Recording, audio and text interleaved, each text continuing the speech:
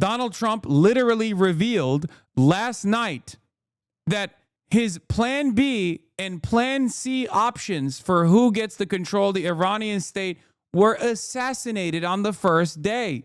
It's so unimaginably cooked. Trump believed Israel when Israel said, oh, you can just go in, kill the Ayatollah, you'll be a legend. All of the other previous administrations were too pussy to do it. You're actually the man. You got the biggest balls. Israel basically lied to Trump. 100%. And you're seeing that right now with the way that Trump is talking about it, right? You're seeing that with the inconsistency.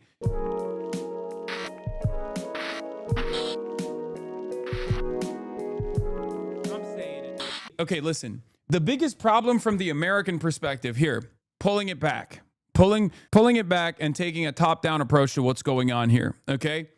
There are numerous factors at play. There's numerous goals here, right? Donald Trump, 100%, wants a Venezuela-style situation. You know, he did the decapitation, and then all of a sudden he finds someone that's more pliant, and he gets to deal with them. He doesn't give a shit if they're IRGC, obviously, right? The problem is Israel wants an entirely separate thing here.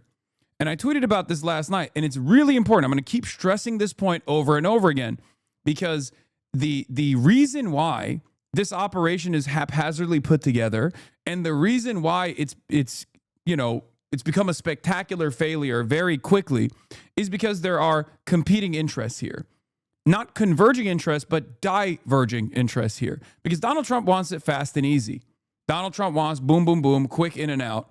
Bombing campaign, negotiations process with a leveraged position, a much better position overall, and then a pliant state in Iran that's going to play ball, and it's going to say, we're really sorry, whatever your demands are, we'll let you, build a Trump Tower in Tehran, all this stuff. Israel, on the other hand, does not want that, because Israel knows that, and I tweeted this last night, large majorities of Iranians in Iran do not with Israel, including the people who hate the IRGC. There are some people who like Israel and like America in Iran. Iran is a massive country, very diverse, but large majorities in general are not fans of American, are not fans of the American bombing campaigns or the Israeli bombing campaigns, right? Like, there's been polling that was conducted after the 12-day war where Iranians were very frustrated, okay? Big chunks of the public are not fans of Israel. So even when Hassan got cooked by Charlie Kirky. I'll ban you. I just popped a perky. So,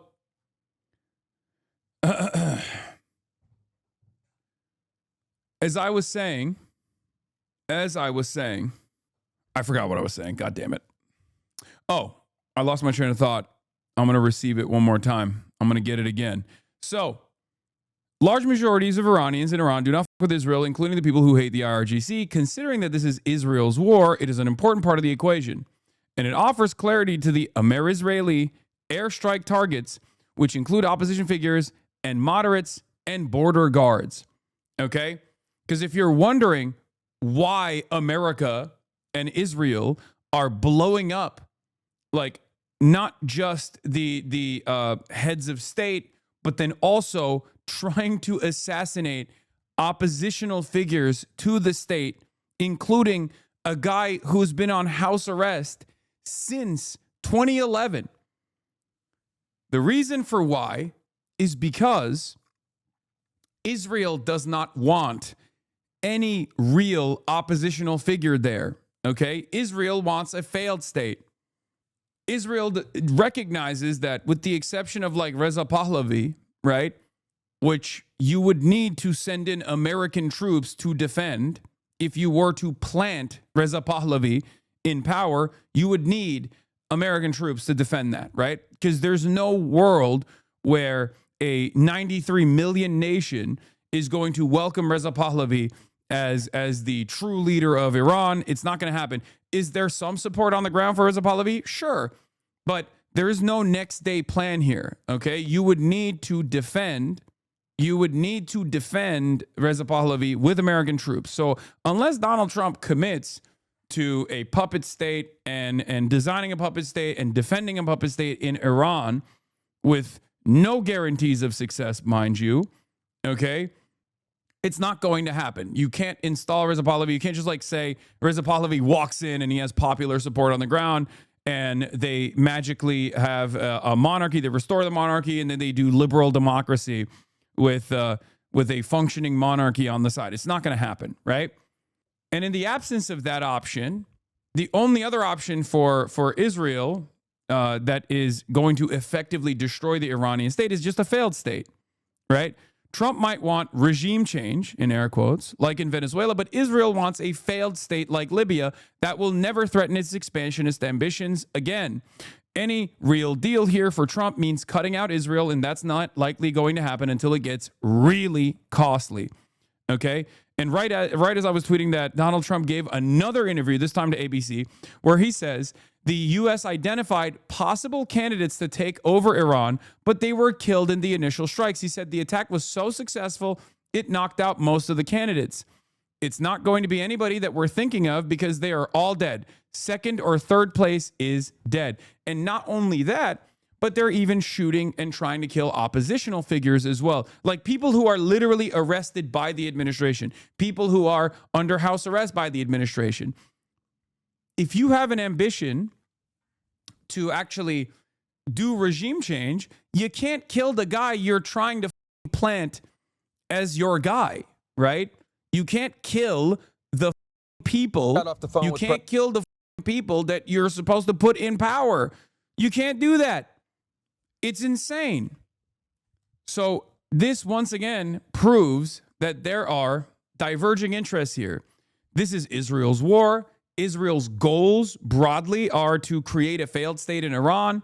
America's goals are, or Trump's goals in particular, are glory and a quick in and out campaign, couple bombs, negotiations, art of the deal, as he has conducted over and over again. Like this is what he did in Venezuela. He thinks Venezuela was a massive success, right? And he's coming off the heels of that success and quote unquote success in Venezuela and going into this Iranian operation after getting the worst intel possible from Israel and probably the compromised people within his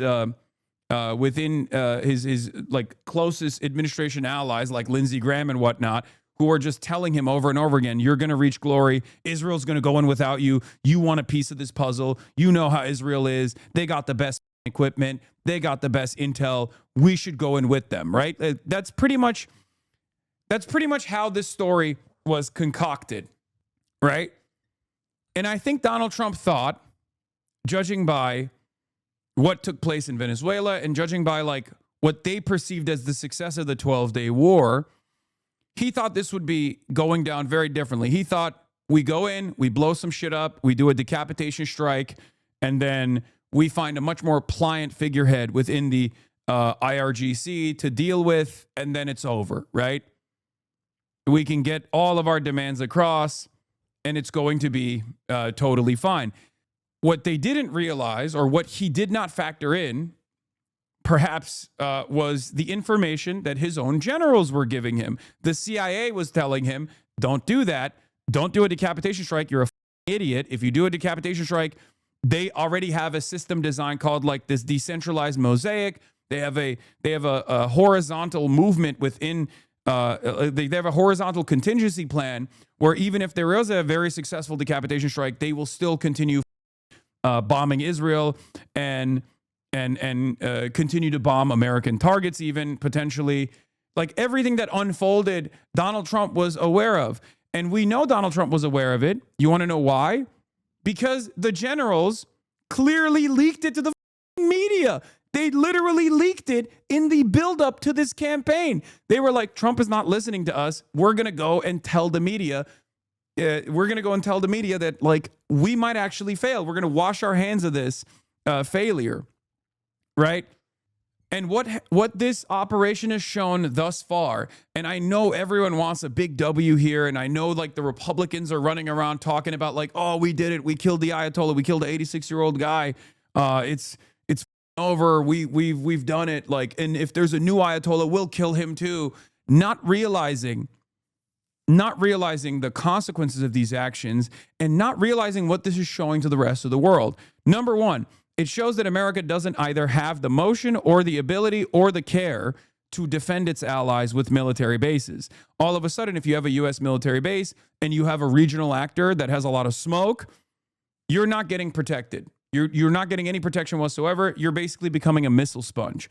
That's number one. Number two, if they do not have the capability of protecting these bases, then all of a sudden it's a major weakness, right? Like, either they don't have enough munitions and they have to expend them protecting Israel, or they just don't give a shit at all about the Gulf nation states, which are supposed to be incredibly important petro-states that are incredibly reliable and incredibly important allies for American capital. Okay? The other thing that this has shown is that if America went to war with a country like China in a proxy war, for example, right, they would get their backs blown out, because the technology gap between Iran and China is insane, right?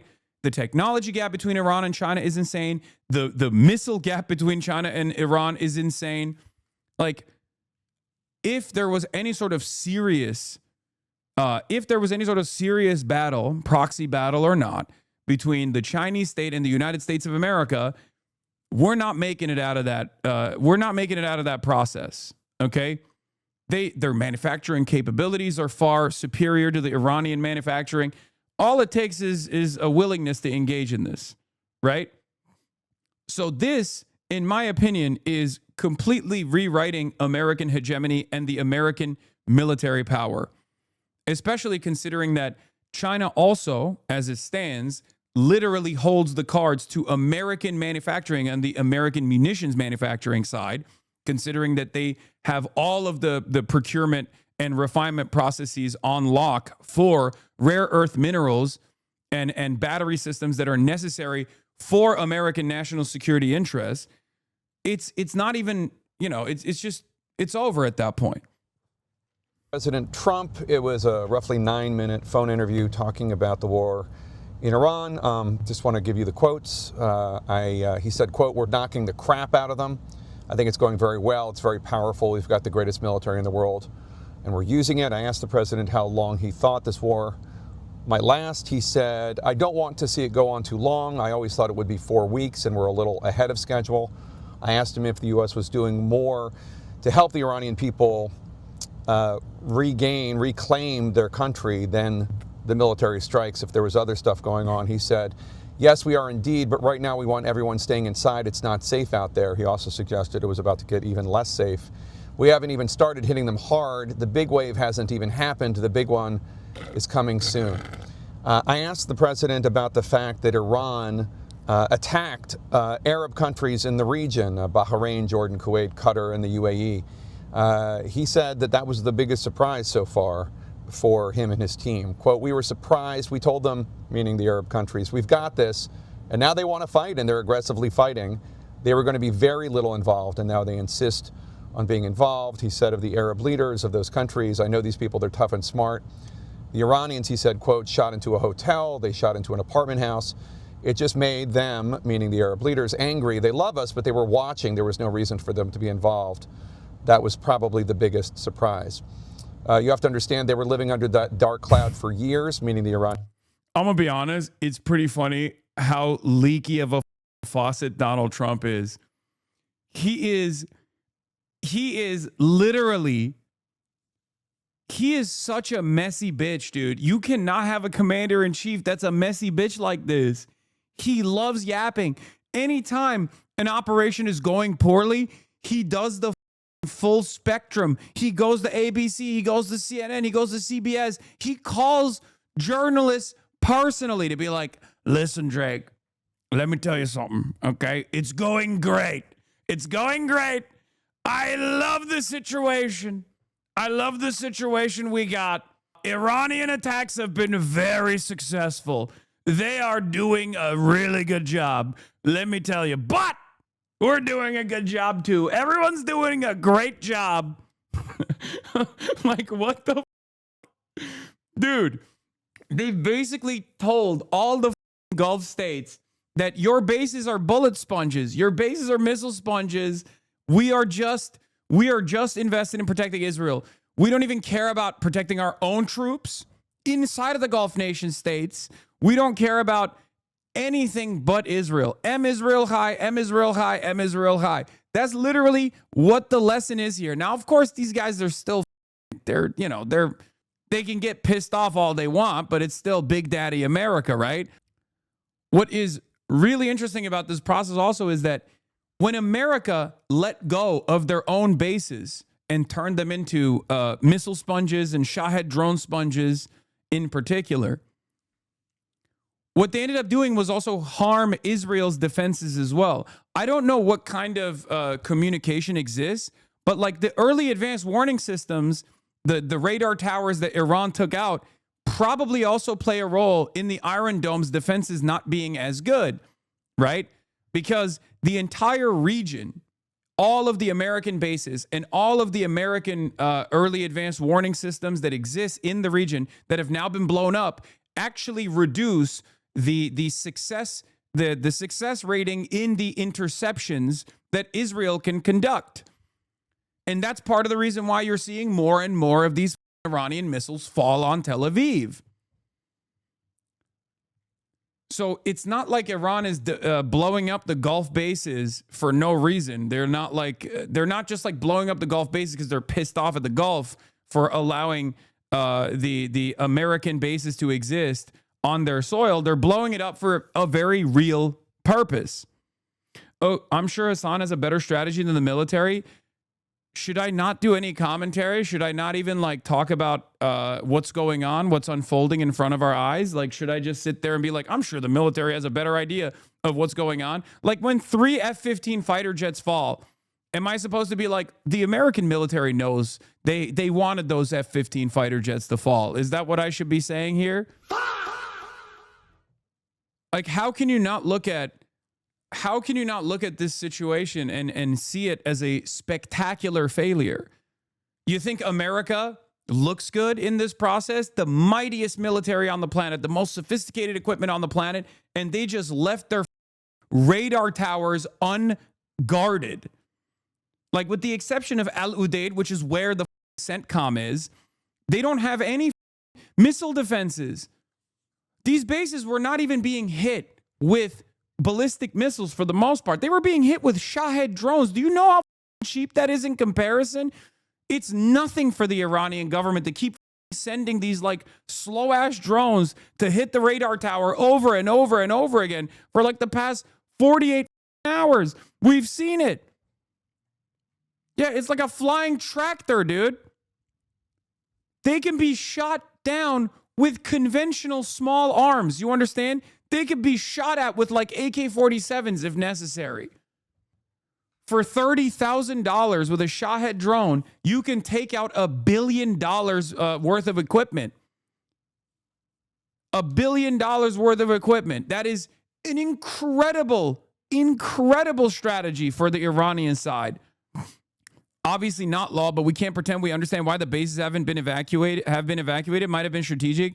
I mean, even if you don't like the military, they're not completely stupid. No, brother. It's because America, no matter how mighty its military is, does not have infinite munitions. I'm already explaining to you that when you make a strategic evacuation, you're making that decision with the full knowledge that you are focusing entirely on Israel's defense. That's what's going on.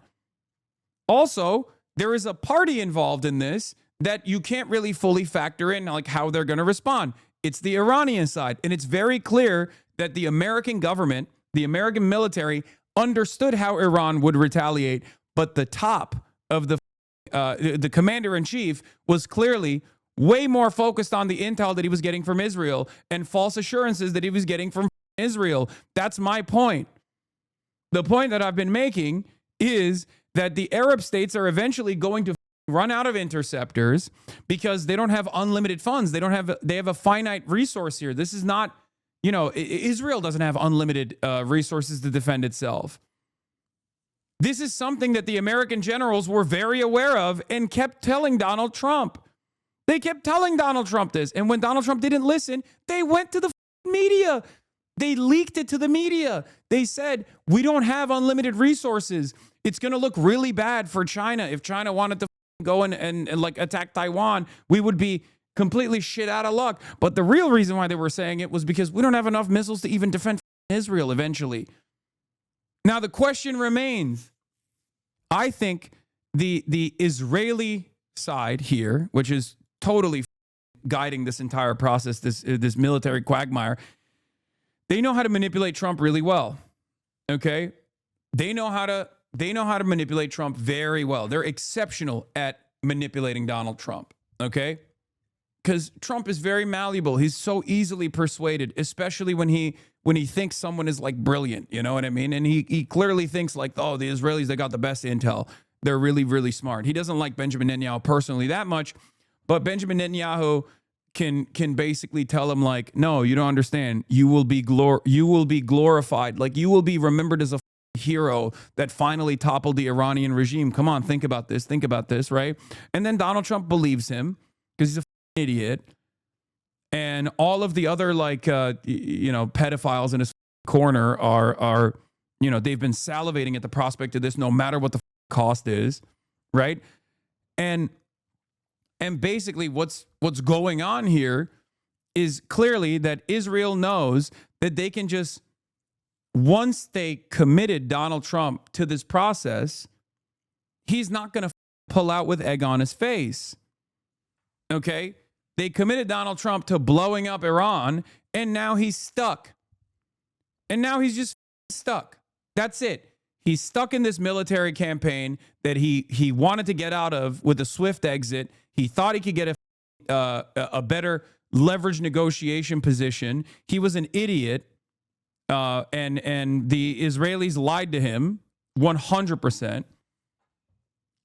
Or he's compromised by Israel. I mean, look at the Epstein files. I don't know. But like, regardless, he clearly doesn't care enough. He clearly doesn't care enough about anything beyond like what he could have gotten as far as like a good deal from Iran.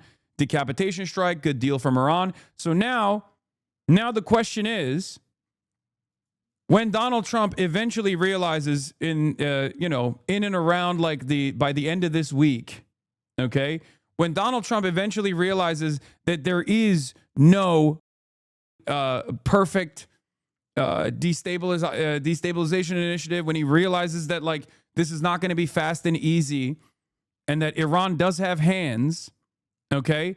When he realizes that, what does he do? Does he commit more assets? Does he actually commit a more aggressive response to Iran? Does he commit to blowing up the entire country? How much longer can he go? Will it be appropriate if oil barrels are $150 a barrel? Will that be good? There's also the other side of the story, the benefits that this has for, let's say you close the Strait of Hormuz. A lot of the oil that goes to India and a lot of the oil that goes to China travel through the Strait of Hormuz. It's like most of the Gulf states. Some of them go through the Red Sea, but that's a marginal amount of oil that's passing through the Red Sea as opposed to the Strait of Hormuz. Almost all of the oil for all of the GCC states, including Saudi Arabia, pass through the Strait of Hormuz.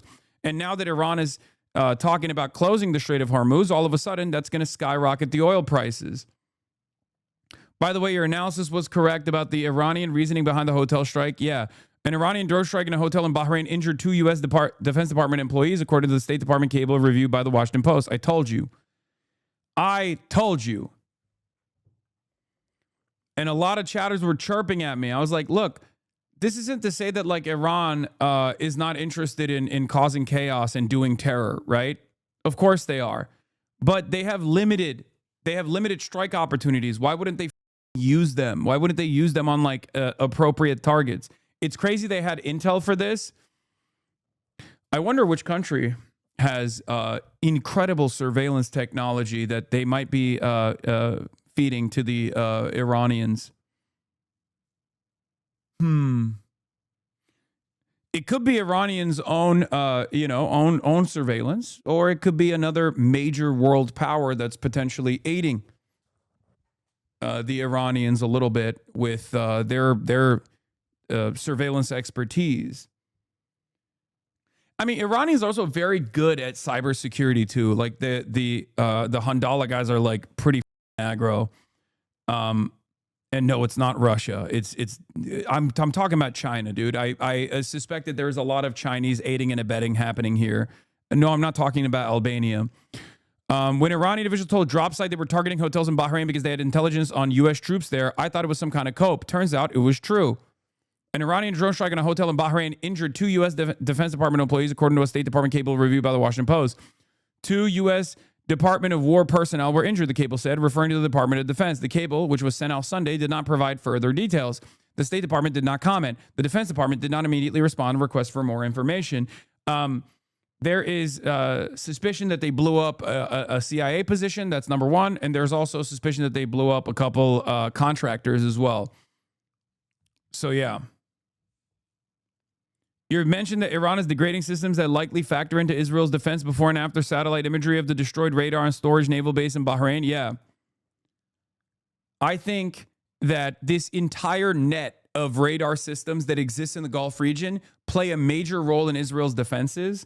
And I think America made a massive mistake just leaving these places unguarded and allowing them to become Shahed drone sponges, which is insanely cheap, by the way, because like war of attrition also has an economic toll, right? There's an economic cost analysis here.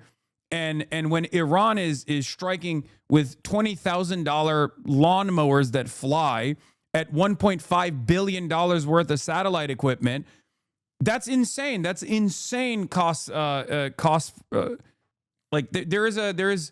It's insanely economic for Iran to engage in this kind of thing. Okay. Obviously, on the American side, for the military industrial complex, that's great. That's economic activity that's going to happen. But like, there's tremendous upside for Iran. Yes, it's very cost effective. There is very little risk and very high reward for the Iranian side to keep pummeling these American bases. And on top of that, that plays along with their with the larger goal here, the more consequential goal here, which is to embarrass and punish Israel and America. And obviously, when they blow up those radar facilities, that also undermines the network of surveillance that exists, that undermines the Israeli defenses in general. Okay, U.S. intelligence treated an uprising as a remote scenario, yet many in the hawkish Iran analyst echo chamber confidently sold the idea that Iran was a paper tiger and regime change would come fast at little cost. How do you believe things end up at the end of this conflict? Not good, no matter what. Like I said, the best case scenario out of all of the devastating options is that the IRGC pulls the country together and it keeps some semblance of stability internally.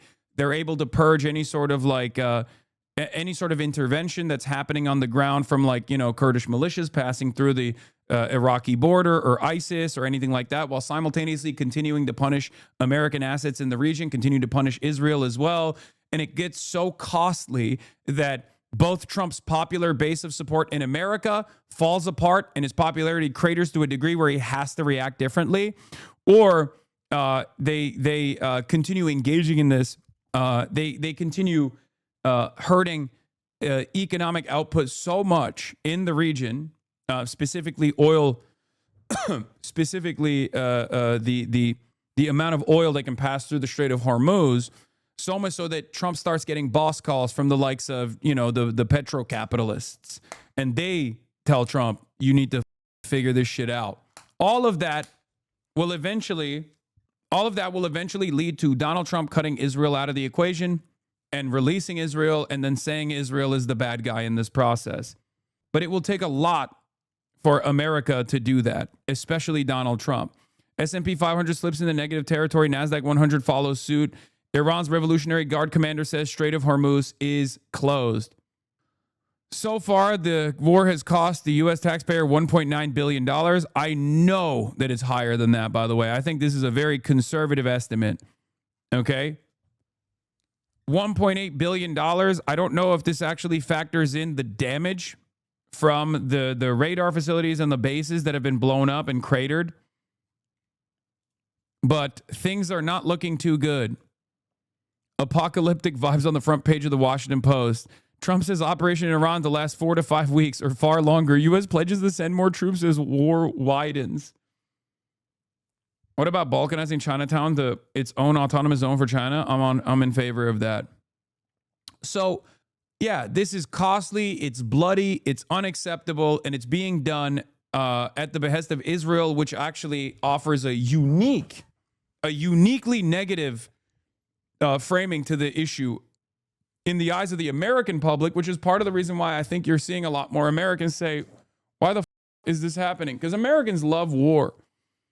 There's always a little bit of rallying around the flag amongst the nationalist side in the United States of America.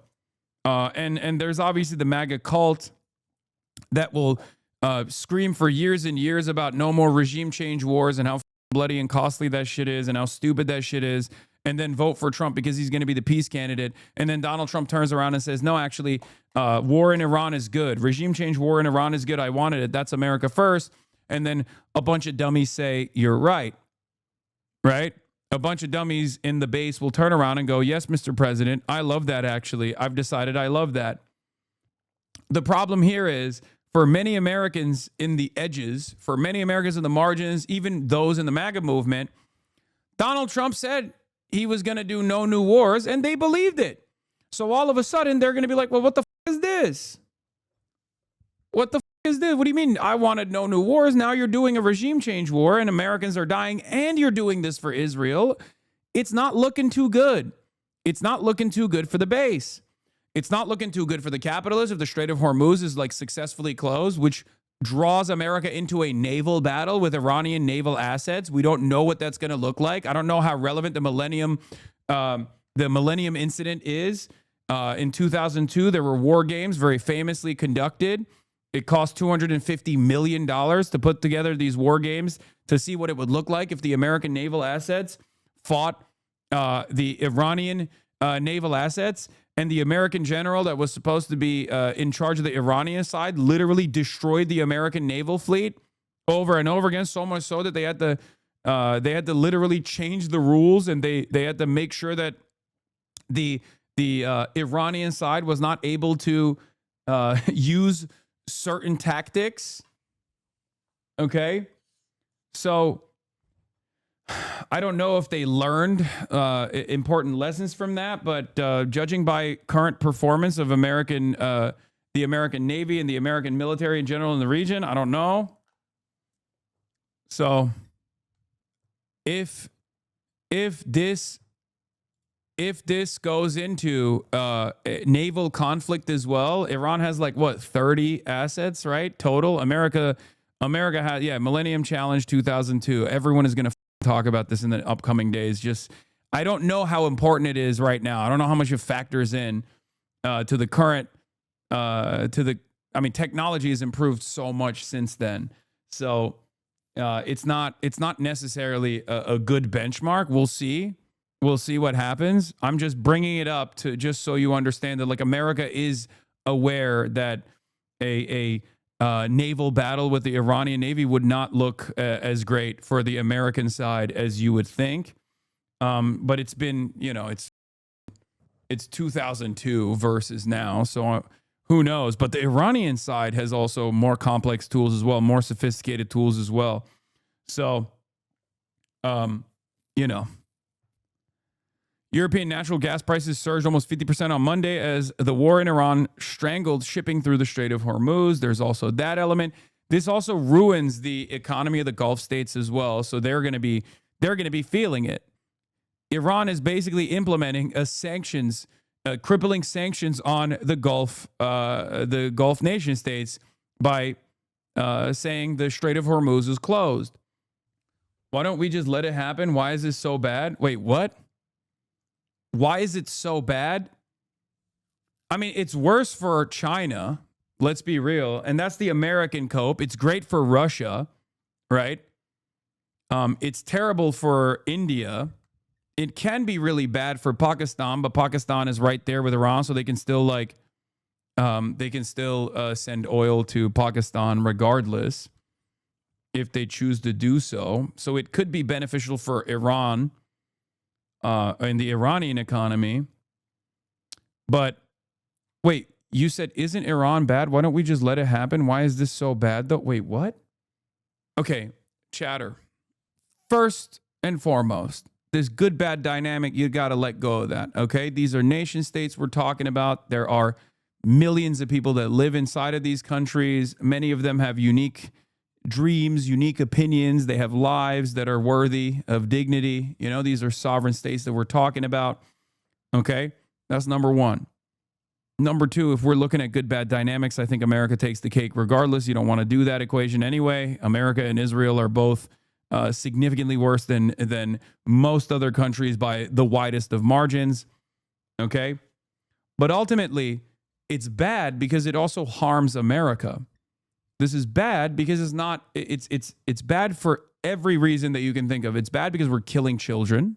Okay, 100+ little girls were slaughtered at school in the first barrage of attacks. Okay, so that's not good. And number two, on top of that, this is destroying America's. This is American expenditure that is utterly unnecessary. The entire region is now on fire. The global economy is going to take a massive hit with no real success in sight. A prolonged campaign against Iran could also produce a failed state with enriched uranium, destabilize crucial oil routes, threaten Gulf allies, trigger a refugee crisis, disrupt the global economy. There is a million different reasons why the worst case outcome, the outcome that Israel wants, by the way, is devastating for the entire planet. But because Israel is a fascist state, they have no problems engaging in an act of mass suicide. Killing the supreme leader was one thing. Ousting the regime will be another. That's why I keep repeating that the best case scenario for the entire planet right now is that the IRGC keeps things intact and then America pulls out and they cut a favorable deal that cuts Israel out of the equation, at least for the time being, because Israel's going to come back again and again and again. And that eventually there's a guy that Trump trusts enough on the Iranian side where he will do ease of sanctions or whatever the negotiations process will be beneficial for both parties involved. That is the least bad option out of, that's still not the best option, but it's the least bad option. The worst option is Israel gets to commit more American troops, boots on the ground military warfare, complete collapse of the Iranian government. 93 million people live there. The entire nation is swept away in ethnic conflict, sectarian fighting over and over again. And there's no more real state that exists there. And now you have incredibly angry IRGC guys that still control some of the munitions. They have no safeguards whatsoever. They have no restrictions whatsoever in how they deploy the weapons any longer. They can now directly strike civilian targets with no care or consideration, with no military goals whatsoever. And then tens of millions of people are displaced in the process as well. They go to all the other countries that then destabilize all the other countries as well. It's horrible. Now you got super ISIS, Omega ISIS, basically. But this time it's not even ISIS. It's like the people who killed ISIS who have a lot better understanding of how to fight. I don't know where this goes. It would be completely devastating. The worst option also is Israel deploys a mini nuke or something in Tehran because they realize that they're not going to win. Their munitions are running out, and instead of coming to a reasonable conclusion here, they just try to deploy a mini nuke, and then the entire world is on fire from that point on. There's a lot of really, really bad options here, which is why, in comparison to all those really bad options, the one that is perhaps the best option is going to be America eats a lot of the America ends up incurring a lot of costs, and it's too costly politically at the domestic level for Donald Trump. His base starts yelling at him. American troops come back and, flag draped coffins. It becomes too big of an issue for him. And instead of leaning into a longer military quagmire, they pull out. And they pull out and they cut Israel out of the equation. Don't joke, bro. How likely is that nuclear hypothetical future? I mean, it's not very likely, but still an option because, again, Israel is suicidal. Israel's a fascist country. Israel is a fascist country. And fascism is a suicidal death cult. They have literally opened up new fronts every single day. They're now bombing Lebanon again. To be clear, in the mini-nuke scenario, Israel will be saying how they told you so about Iranian nukes, and the Western media will puppet that as Iranian. I don't think they'll be able to get away with that kind of propaganda. So do you think Israel has overstepped this time? Israel's been overstepping. The only difference is whether or not Trump recognizes that Israel's overstepping and it's too costly for him because all of his billionaire friends start calling him and being like, dude, you need to cut this out. What the fuck are you doing? Trump is not a committed Zionist in the way that Biden was, okay? Interesting. Between this and the sus leak, the WAPO, seems like someone really wants to turn the Saudis against Iran, sink the 2023 rapprochement that China brokered. Oh, yeah. The other side of this equation is Washington Post coming out with that bullshit story. As you guys know, I'm not a big Saudi fan at all, okay? I'm not a big fan of the KSA. I'm not a big fan of MBS.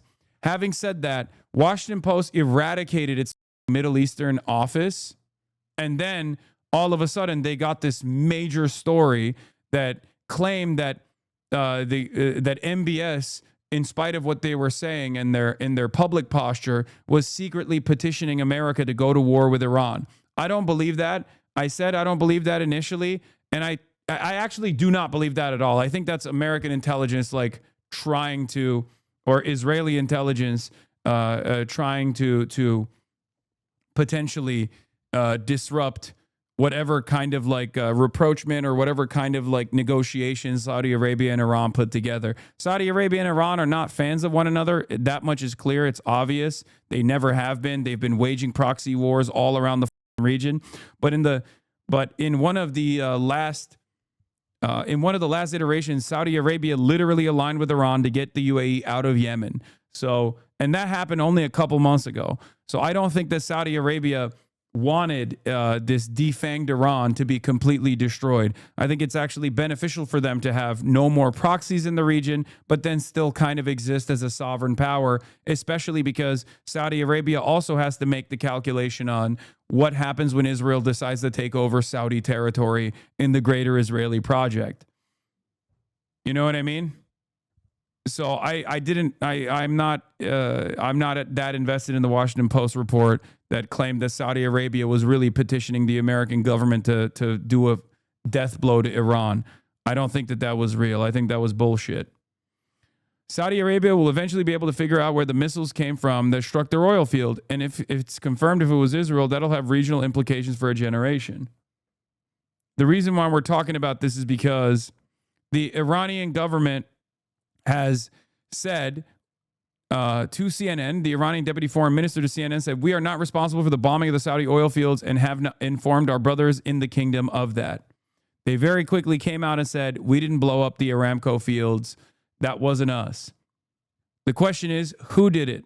And the question is, why did they do that? It's bullshit, and Bernie just jumped on this fake-ass story. I think that if Iran was interested in blowing up the Aramco fields, they would make a big show of it because it's their final option, right? It's their final option, and they have struck the oil fields in the past. The Houthis have struck the oil fields in the past. I don't think it was Saudi. I don't think it was Iran this time around. Yeah. If you say Netanyahu dragged the United States into war with Iran, that dishonest creep Jonathan Greenblatt will call you an anti-Semite. But here's the lead of the New York Times report on how Trump decided to go to war. Prime Minister Benjamin Netanyahu of Israel walked through the Oval Office on the morning of February 11th, determined to keep the American president on the path to war. Also, Benjamin Netanyahu came out and literally said, "Thank you, Mr. President. Thank you, Donald Trump, for giving me my most important wish, my childhood dream of striking Iran yesterday." So this is the reason why I get mad when in my chat too go, "Oh, well, don't you think it's like still, an unsinkable aircraft carrier?" Yeah, we've moved past that point. Okay, when new information presents itself, you have to factor that into your new analysis, right? At this point, especially this iteration of the conflict, if you think this is not Israel driving the American state into war, you're a little delusional. I'm sorry. Why does Israel get to do that? Is it because of Jewish hypnosis? No, of course not. A big part of that is the fact that they have a super sophisticated propaganda machine and have been able to exist inside of the American government despite being a foreign entity for 80 plus years as a consequence of being this incredibly important ally in the region, a destabilizing factor in the region. But post Barack Obama, it's very clear that Israel is in the driver's fucking seat. That's it. This is Israel's war. This is not some Pat Buchanan shit. Okay, this is different than Iraq. This is different than all of the other previous wars that America has engaged in. Okay, and like I said, it's not because propaganda, also known as Jewish hypnosis. Yeah, like it's not some like organized Jewry or anything like that. It's not that at all.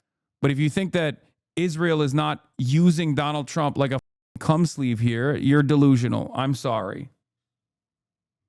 They were attacked, and by someone else. Israel attacked them. They hit us first, and we waited for them to hit us. We would suffer more casualties and more deaths. We went proactively in a defensive way to prevent them from inflicting higher damage. Had we not done so, there would have been hearings on Capitol Hill about how we knew that this was going to happen, and we didn't act preemptively to prevent more casualties and more loss of life. The U.S.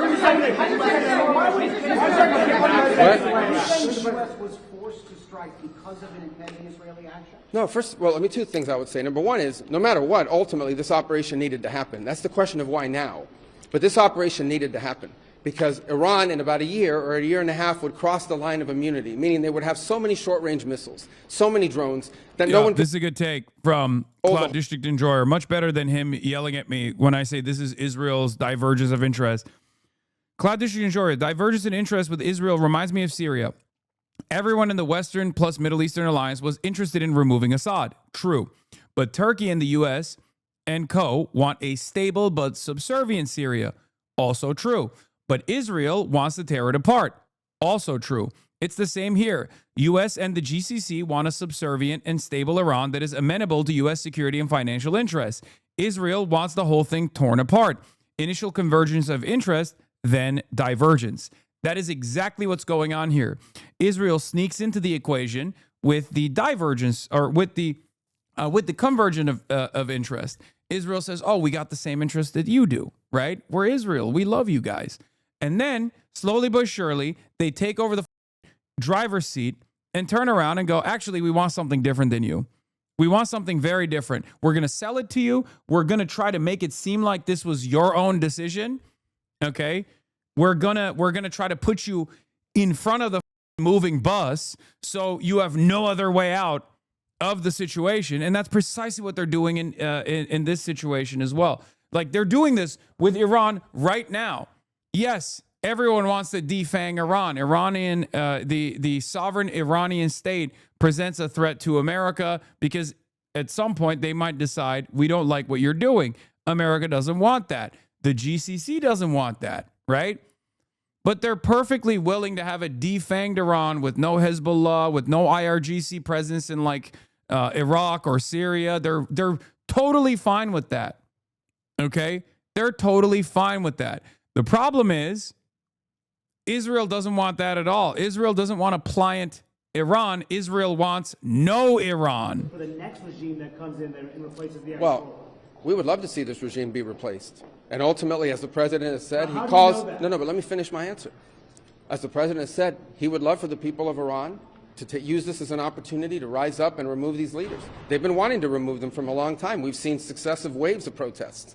And we've seen them slaughter people. Yeah, Rubio's still lying, by the way. But The the Pentagon objective of this literally mission is to make admitted sure that they there don't was have these no weapons that can preemptive threaten us strike and our coming allies from in the Iran. region. Pentagon That's why tells we're doing Congress what we're no doing sign that now. Iran was going to attack And the while we U.S. would love to first. see a new We know regime, that already, the though. bottom line is, no matter who governs that country a year from now, they're not going to have these ballistic missiles and they're not going to have these drones to threaten us. That's the objective To of this threaten mission. us, is Israel, to deny he them the means. ability He means to Israel. use ballistic missiles to threaten their neighbors, to threaten our bases, to threaten our presence in the region, and ultimately as a shield behind which they can do whatever they want with their nuclear weapons ambition. We were not going to let them hide behind that, and that's why this was such a critical mission to undertake now while they were at their weakest point, and not a year from now where they could inflict even more damage and perhaps already be behind that point of immunity. Go right here behind. Go ahead, you and then you. Yes. Your critics in Congress have said that they should have a role, they should be able to weigh in here, and there are going to be war powers resolutions votes in Congress later this week. Why not notify Congress ahead of this, and does Congress... Well, we did. We notified Congress. I mean, we notified the Gang of Eight. We notified congressional leadership. There's no law that requires us to do that. The law says we have to notify them 48 hours after beginning hostilities. We've done that. I think the notification went today. But we did notify members of Congress in advance. But we can't notify 535 members of Congress. And, well, the Congress can vote on whatever they want, but there's no law that requires us to do that. And I want to say something because I see people on TV. Look, that's fine. If they want to take a war powers vote, they can do that. They've done that. They've done that a bunch of times.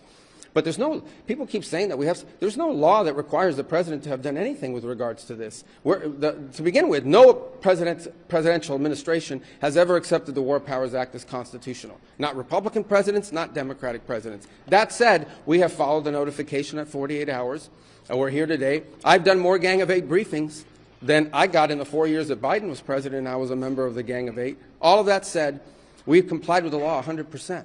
And we're going to continue to comply with it. We've done the notification, and we officially to Congress, but we did notify members of Congress. We just can't notify 535 people. That's not possible, but we did the Gang of Eight twice. I briefed them last week, and then I called them the night before the operation. Can you tell us what you know, Mr. Secretary, of the administration knows about the strike on a building in southern Iran, the Iranians saying it was a school, reports of large civilians, including children killed? Yeah, I've seen those reports. I don't have.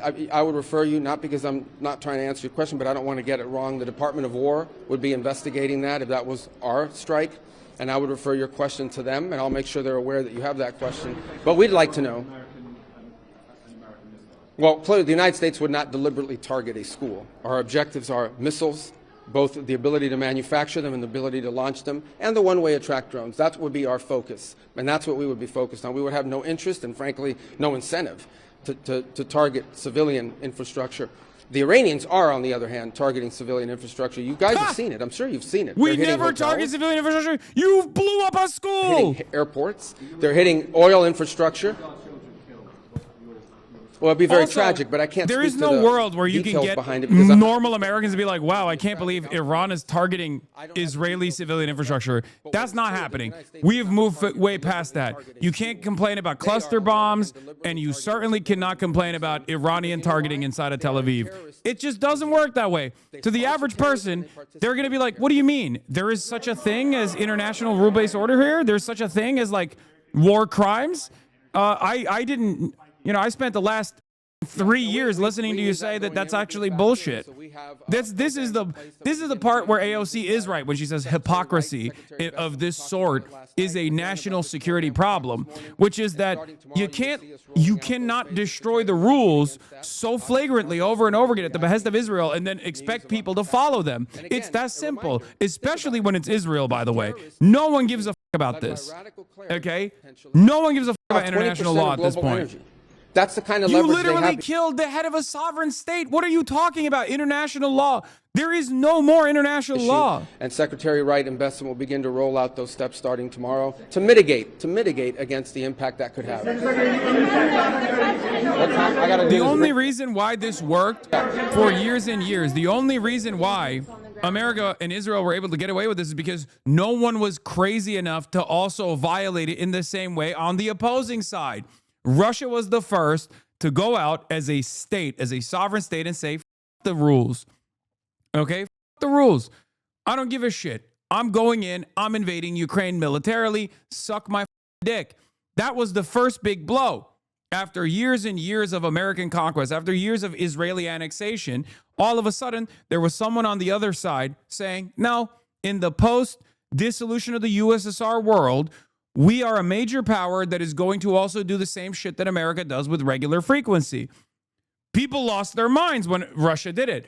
But then October 7 happened. And when October 7th happened, Israel decided to nuke what remains of all of these security cooperations, international rule-based order, and America was along for the journey every step of the way. America literally didn't even try to fix the propaganda side of things. They didn't even try. They didn't even try to be like, no, we actually do have rules here. We actually do have to do whatever we can to follow the normal rules, follow the normal process here. No, Joe Biden was supposed to be Mr. I will bring back NATO, Mr. I will bring back our alliances, Mr. I will bring back the international rule-based order. And it was a spectacular failure.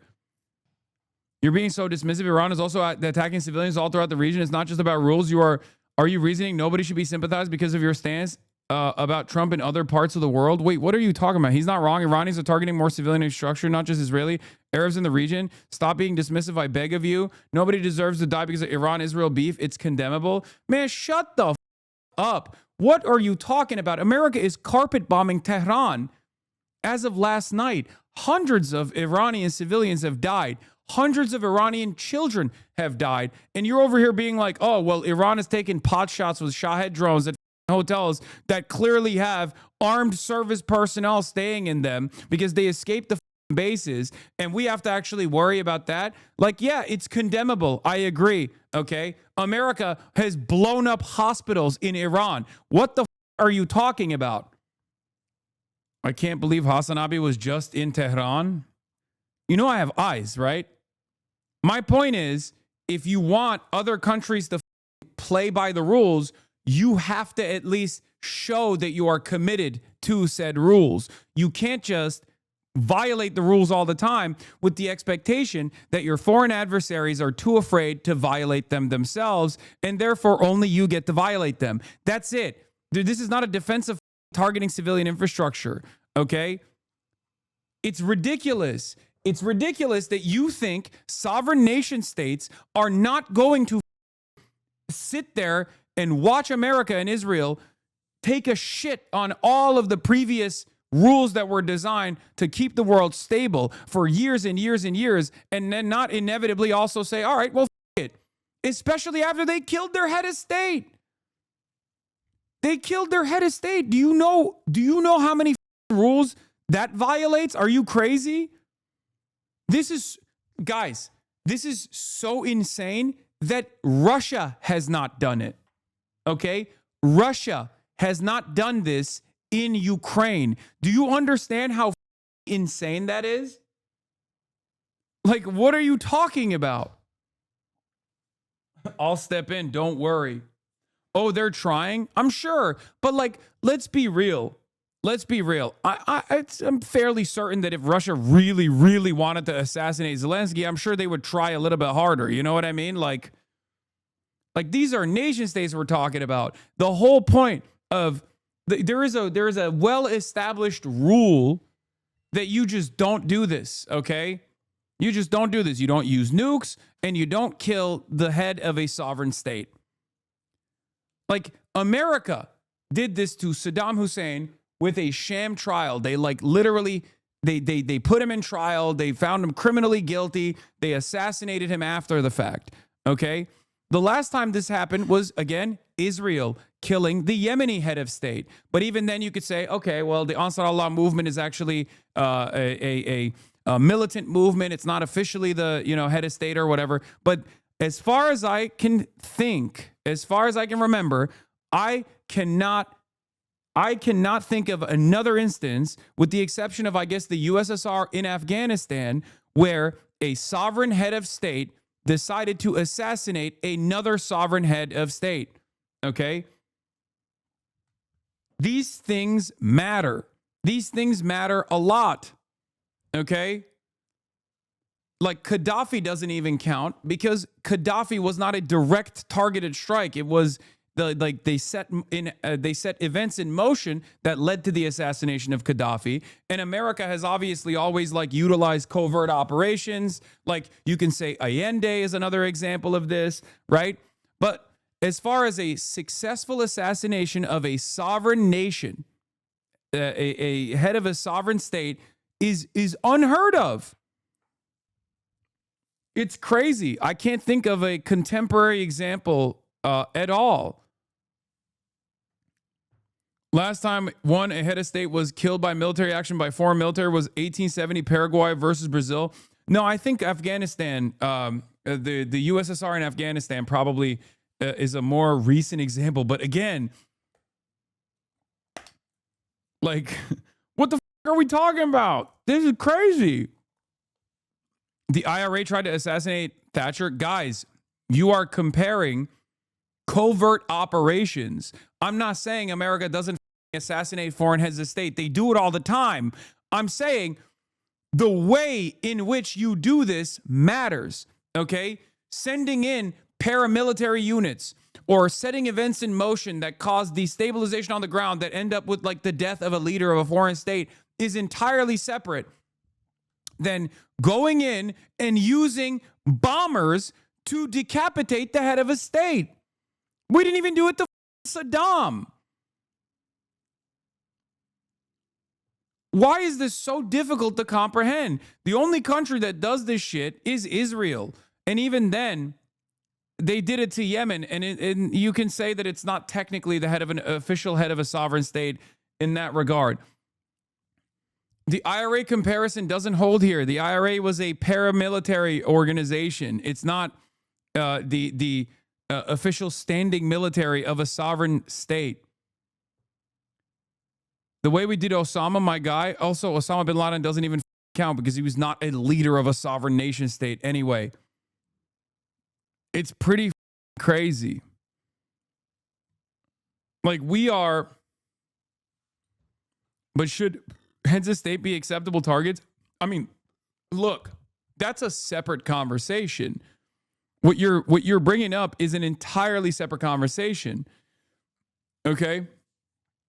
Probably not, though. The answer is probably not. Because ultimately, the head of a sovereign state is supposed to engage in diplomacy at the end. When you lose the war, you still sign off on the treaty, for example. Okay?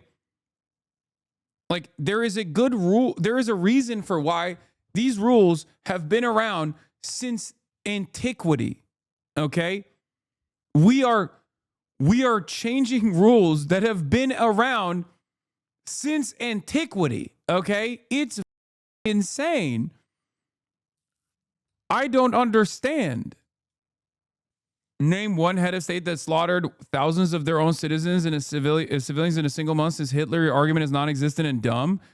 Benjamin Netanyahu is functionally the head of an apartheid state because there is a one singular state in Israel right now as it stands, both in the West Bank and also in Gaza. And Benjamin Netanyahu has killed far more people. Saddam Hussein has killed far more people. Assad in Syria has also killed a shit ton of people. We're not even doing it for that reason anyway. Stop trying to justify this shit, dumbass. Iran is not Iraq, he says. Yeah, exactly. And we didn't even do this in Iraq. Death count is at 6 soldiers now. There is no justification for what America and Israel did here, okay? There is a reason why we don't do this. Because guess what? When you decapitate the head of a state, especially a religious figure of such importance, it is going to have global reverberations. It is going to cause the state to react in the way that they are.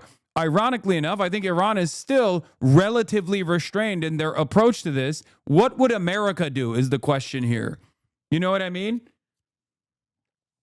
It's crazy. You can't just like destroy every rule in the rule book and then expect other countries to react in a restrained manner.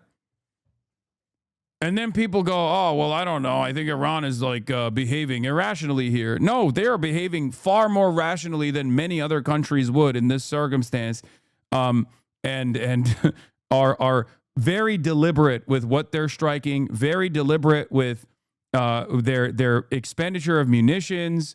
They have a longer term goal here in spite of the decapitation strikes that took place. It's very clear. If you want to analyze it normally, this is how you analyze it normally. If you want me to engage in fanfare and engage in like a partisan approach and try to make you feel better about America's idiotic rule breaking here, and idiotic attempts of like destabilizing a massive country in the region, you're not going to get that from me. Okay. Yeah, I've been looking back, and the only one I can see where a foreign military intelligence service directly killed a head of state or government was Hafizullah Amin in 1979. All others were either covert support or proxies. This is pretty unprecedented. Yeah, that's why I said in contemporary society, the last time you can go back to in recent history is 1979. That's literally that. It's ridiculous. Like it is so unheard of. Like we're moving past it because like Ayatollah's a bad guy, all this shit, right? But like they're not going to move past it. It's their head of state. You know what I mean? Like what is the expectation here? That they're cheating? Why are they striking back? Like we're so used to just dominating the entire planet that we straight up look at the situation and go, wait a minute. Why are our enemies totally operating outside of the confines of like the rules that we set that we violate all the time? No, Allende doesn't count. The reason why I'm saying like Salvador Allende or all these other covert instances of American action is because America sets up the stage for a military coup and then Allende kills himself. Like all of those, there's a reason why those were covert operations, even if we were directly involved in them. There's a difference between that and America flying a jet over Chile and bombing Allende's palace, okay? This is crazy. This is a war operation. This is a military operation against a sovereign head of state. It does not happen that way. Khamenei had led Iran either as president or supreme leader since 1981. This is the first time, to my knowledge, that any sovereign leader has been killed in a direct military attack by another state since 1979, when the Soviets killed Afghan leader Hafizullah Amin. Yes. Iranian state's TV says Khamenei was killed in the Israeli bombing of his official residence in the opening salvo of the war this morning. He was not in any secure bunker of the kind he was taken to after the start of the last war in June. Mao Zedong grandma, so your analysis is U.S.-Israel killed the Ayatollah to stir up the Iranian people and Shia Muslims in the region to destabilize the country and region. My analysis is that America and Israel went into this military operation with very different goals in mind. America thought, stupidly, and not even Americans, not even like the generals, whatever, but like Trump believed Israel when Israel said, oh, you can just go in, kill the Ayatollah, you'll be a legend. All of the other previous administrations were too pussy to do it. You're not too pussy. You're actually the man. You got the biggest balls. And the Iranian people are salivating at the prospect of taking over their government. This guy's ruthless. This guy's brutal. Immediately, overnight, the Iranian government is in your hands. Okay? Israel basically lied to Trump. 100%. And you're seeing that right now with the way that Trump is talking about it, right? You're seeing that with the inconsistency in their approach. We just listened to Marco Rubio, who is a much more competent neocon, who came out and gave this also inconsistent message. He lied and he said, Iran was going to attack us any moment. That's why we had to do this, blah, blah, blah, all this shit. They're lying. And there's plenty of evidence that the state is lying about this. So my assumption here is that the Israelis literally told Trump a lie. They said, you will be a legend. This will be easy, in and out. You'll negotiate with whoever you want to put in charge. But Israel had a different ambition in mind. Israel wants to destabilize Iran. Israel wants Iran to not exist. Israel wants to balkanize Iran. Israel wants to turn Iran into Libya, a failed state, right? Israel does not want any Iran to exist in the region. Israel does not want any sovereignty in Iran to exist in the region because guess what? those ballistic missiles will still exist in a sovereign Iran, and those missiles can still strike Israel if they see fit. Are you aware fans of your former co-host are now claiming that you are encouraging your community to attack the U.S. with Chinese weapons? What?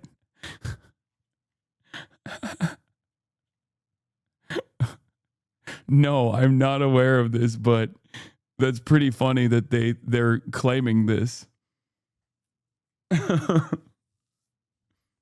It's true. You told me that. Yeah. So everybody watch Sean Hannity tonight at 9 p.m. Bibi Netanyahu will be interviewed. President Donald J. Trump. Oh my God. He's giddy like a schoolgirl, dude. Oh, Bibi, my best friend. So, where was I? Oh, so we're straight up terror jacketing Hassan. What is this? Hassan suggests future domestic terrorists use suicide drones and gives them specific instructions for how to obtain parts. Does anyone care? Nothing matters anymore. Yeah, I mean, I don't think this is all that serious. I think this is like so unimaginably insane that most normal people will look at this and be like, you're hysterical.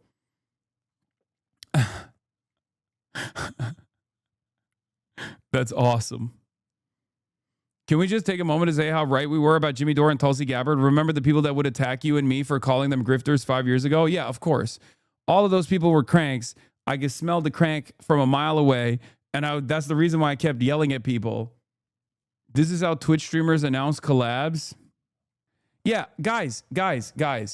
It's so obvious that Israel has a totally separate ambition here than the American government and is steering the American naval assets to a long-standing potential military occupation of Iran, which will probably collapse the American state later down the line. But that's besides the point. Israel doesn't give a shit because they're suicidal and they're insane.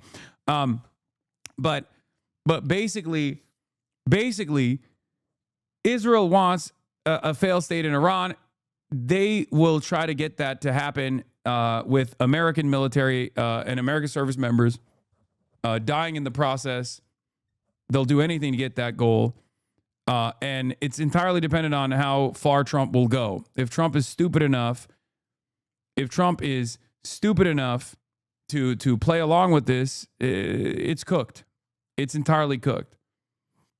If Trump decides things are going poorly, and just goes, all right, we're going to commit to boots on the ground, you can figure that out by just looking at the strike patterns and the strike targets. Donald Trump literally revealed last night that his plan B and plan C options for who gets to control the Iranian state were assassinated on the first day. Okay? It's so unimaginably cooked.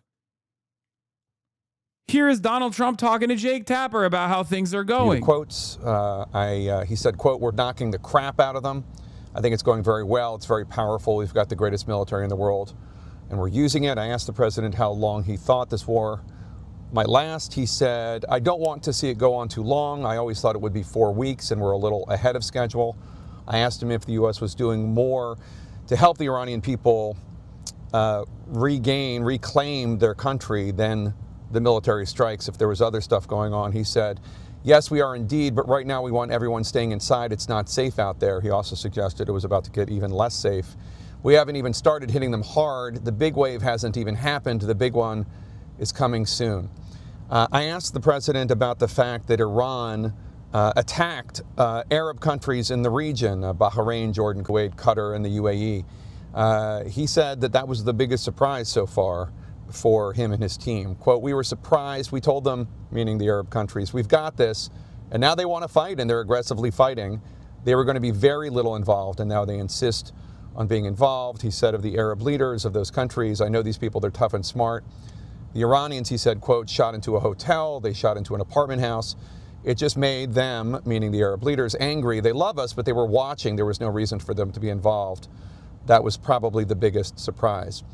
You have to understand they were living under that dark cloud for years, meaning the Iranian nuclear threat. That's why you could never have peace. I asked, okay, well, who's going to lead Iran now?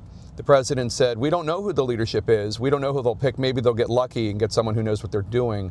The Iranians, he said, lost a lot in terms of leadership because of the initial strikes. Not only was Ayatollah Khamenei killed, but also 49 other Iranian leaders, he said. It was an amazing strike. They got a little bit arrogant. By the way, if the Strait of Hormuz closes, Japan is cooked. I forgot to mention that. They're even in a worse predicament than China. The Japanese government has stated they have 254 days worth of oil reserves. Also, the Japanese government, or at least not the pliant leadership in Japan that are America dick riders and Israel dick riders, but the rest of the Japanese government has been losing their minds because America did not even give them a prior notice that they were striking Tehran. And there are Japanese nationals in Tehran. So we're not even abiding by previous long-standing security arrangements that we have with some of our most consequential allies. And not only that, but also closing off the Strait of Hormuz. If Iran ends up successfully closing off the Strait of Hormuz, it's over for Japan. They destroy all of Japanese energy. The Japanese government has stated that they have 254 days of oil reserves. If the Strait of Hormuz is closed for an extended period due to the ongoing war, it will be a very serious problem for Japan's economy. But hey, Israel high, right? Let's go, baby. Nuclear warfare. F it. Destroy the planet for Israel. Let's go. Let's go. That's what we're moving towards, by the way. I just want to put it out there one more time, okay? East Asia, in particular, highly exposed to disruption of oil exports in the Strait of Hormuz, okay? Oh. The U.S.-Israeli war against Iran is driving up sugar prices. World sugar prices rose on Monday on fears of the U.S.-Israel war against Iran, which is disrupting global energy supplies, will prompt Brazilian cane mills to produce more ethanol and less sugar, and also impact the flow of refined sugar. Most ethanol in Brazil is made from sugarcane. If mills and the top sugar producer and exporter use more cane to produce the biofuel, as prices for it might rise following oil, they will have less of the raw material to produce sugar, a food staple and cheap source of calories for developing countries. We are literally rerouting international trade and nuking it. And yes, Iran has officially stated that they are closing the Strait of Hormuz, by the way. As of a couple hours ago, they officially announced that the Strait of Hormuz is closed. Oh, when? What will it take? What will it take for people to literally realize that we got to stop Israel? We all have to get united and stop Israel. What will it take? A group of Japanese tourists land in Israel in matching Israeli vests, singing "I'm Israel High." Okay, stop. This is just a Japanese cult. I don't care about that right now. You degenerate. Really? Me? Well, you're getting ass, dumbass. Trust me, you're getting ass a lot worse than I am. You're like, no, I don't care. Israel's suicide mission is far more important for me, an American citizen living in the United States of America. I am literally cattle, sir. I am servile. Strap me to a JDAM and send my ass to Tehran right now. Please. As long as Israel gets to, I don't know, invade southern Lebanon again, I will be happy. It'll be a glorious death for me. It doesn't make any sense. They're like, no. Listen, if gas at the pump is $15 a gallon, I'm fine with that. Why? Because Greater Israel as a project is more important to me than anything else. And we have to take out all of Israel's sovereign enemies in the state, in the region, so that Israel can take over more territory in Syria, take over more territory in Lebanon. This is the only thing I care about. Is that it? Is that it? Is that the only thing you care about? Israel's ambitions? Rubio is now saying regime change is not the goal. What the fuck is going on with this admin's messaging? Because they don't have any real message. That's the problem. They don't have it. They don't have, like, listen, the previous global war on terror was conducted by demonic entities, okay? Dick Cheney was a demon, but at least they had like a fully fleshed out plan here. As far and obviously it didn't go according to plan, and there were many setbacks, but it doesn't matter. Like, there was a goal there, okay? There was a goal there.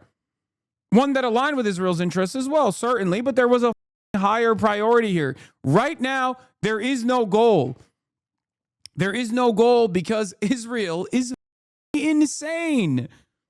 Just wait until we start talking about the nuclear option. In the upcoming days, you will start hearing about nukes in the same way that American Defense Department employees were going on CNN in the early days of the Russian invasion of Ukraine. If you recall, they were like trying to justify a potential for Russia using tactical nukes, baby nukes, mini nukes in Ukraine. They literally said that, okay? There was a reason for it because at the time, there was a nuclear posture coming from the Russian side. And they were trying to see if there was if they could maneuver public appetite in the direction of nukes. Here, even Tim Miller at former neocon bulwark reading between the lines, it seems like Israel's just out here yeeting everyone and their cleric while we're just going along for the ride. Otherwise, why would you kill the people that had identified as successors? We have to stop Israel before the entire world falls apart. Okay? This is big if true. Oh, I saw this. Nuxtaco's mangled corpse flying through the Tel Aviv skyline. Stop. That did not happen. And I disavow such things. I disavow. It was preempted because Israel was going to attack Iran and then Iran would attack the U.S. Yeah. No, that's Rubio's statement on this is so dumb, dude. He is such a moron. I mean, sure, he doesn't have an easy job here, right? But you can't package this in a way that makes sense. The logic is we knew Israel was going to attack Iran. We knew Iran would retaliate against the U.S. because of it. So instead of stopping Israel from attacking Iran, we attacked Iran first to prevent the retaliation we knew Israel's attack would trigger. Incredible. The second question that's been asked is, why now? Well, there's two reasons why now. The first is it was abundantly clear that if Iran came under attack by anyone, the United States or Israel or anyone, they were going to respond against the United States. The orders had been delegated down to the field commanders. It was automatic, and in fact, it bared to be true because, in fact, they're trying to repackage Israel's preemptive strike as the trigger point, which it is. Hour of the initial attack on the leadership compound, the missile forces in the south and in the north, for that matter, had already been activated to launch. In fact, those had already been pre-positioned. The third is the assessment. I need you to understand why there's so much inconsistency in the messaging, and it is because, and I'm going to keep repeating it over and over again until it's pummeled into your brains. This is Israel's war. I'm not on some Pat Buchanan shit when I say this. This is Israel's war. Israel manipulated Donald Trump. This isn't to say that Donald Trump wouldn't love to kill a bunch of Iranians, okay? Obviously, we have that ambition as well. But the reason why we went in the way that we did, okay, is because this is Israel's war. And we were just along for the ride. We were dumb enough. The Trump administration and the closest people to Donald Trump were stupid enough to literally think, "Oh yeah, this will be easy. We will just get a pliant Iranian head of state," not realizing that Israel had very different ambitions. Okay, it's that simple. Because Donald Trump still wants a W. That's why I'm saying this is like Israel's manipulation. Okay? Donald Trump wants a W. Donald Trump thought this would be a feather in his cap. Look at me. I'm so successful. Look at what I did in Venezuela. I'll be able to do it in Iran. Okay? That's it. And just like George W. Bush is still responsible for everything that Dick Cheney goaded him into doing, Donald Trump is still responsible for everything that Israel goaded him into doing. This is not an abdication of responsibility, okay? I'm just simply telling you why a lot of the messaging coming out of the administration is mind-boggling. Like, it's very confusing if you do not think, it's very confusing to you if you try to take things that they're saying at face value and think, oh, well, you know, America did this because we just also wanted to destroy, we wanted to liberate the Iranian people, or America did this because, you know, we wanted to do a regime change. None of that is true, okay? It's the peak of American exceptionalism that Iran or any country apparently has to be pro-Western. Our leaders act like being American makes you de facto supreme ruler of the world, and then they have the audacity to claim that it's actually Iran that wants to take over the world. Exactly. That is American exceptionalism. It's built into the heart and soul of every American, by the way. And that's precisely the reason why when people say stuff like that, many people even in my community go, what's so wrong about that? They don't even understand. They don't understand that foreign nations can have different cultures, different attitudes, different interests, right? Sovereign countries can have sovereignty away from the hands of being like vassalized beings for American ambition, for American capital, just like a area that you can extract natural resources from. Like, this is the problem. It literally comes across as them cheating. In the minds of a lot of Americans, they think, oh, they're cheating. What do you mean they have sovereignty? What do you mean they have different ambitions here? This is Ferdowsi Square in central Tehran. People on the ground say the bombing campaign is beyond anything they have seen and seemingly indiscriminate. Increasingly, Israel and U.S. appear to be following the Gaza playbook, having failed to achieve a quick regime implosion. I told you, literally the first day, that the initial strikes were limited. And even in the limited strikes, obviously, they killed 100 little girls at school, but it was limited in comparison to what they can do, okay? And the reason why it was limited is because Donald Trump still thought, oh, Iranians will rise up. Iranians will rise up, and then they'll give up all their weapons, and they'll say, oh my God, Am Israel Chai, I love America. When that didn't happen, what did I tell you? That they're going to slowly start increasing the cruelty to the average Iranian population. Are you still defending terrorists over the country that allowed you to blossom? America is the terrorist country here. This is terrorism, okay? I don't want my tax dollars going to this, okay? If you can't comprehend that, and if you think that that means I'm defending terrorists, you're a moron, okay? 100+ little girls at school murdered in the hands of American weapons that you and I pay taxes for, that you and I are footing the bill for. You think that's not terrorism? You don't think we have an alternative here? Are you out of your mind? Answer me. Why are people so stupid? Confirm reporting of your predictions. Tucker Carlson was one of the only figures urging Trump not to strike Iran. In 3 Oval Office meetings, he warned that the war would risk American lives, raise energy prices, and destabilize the region. He argued that U.S. was being pulled in by Israel and urged Trump to resist that pressure. Trump said he understood the dangers, but he felt he couldn't stay out of it if Israel attacked. Yeah, we couldn't stay out of it. We had to get in. We had to get in on the fun. Well, you stop Israel then, dumbass. No counter, of course. I know. Of course there's no counter. These guys don't think. They don't think about the reaction to American actions. They don't think about the consequences.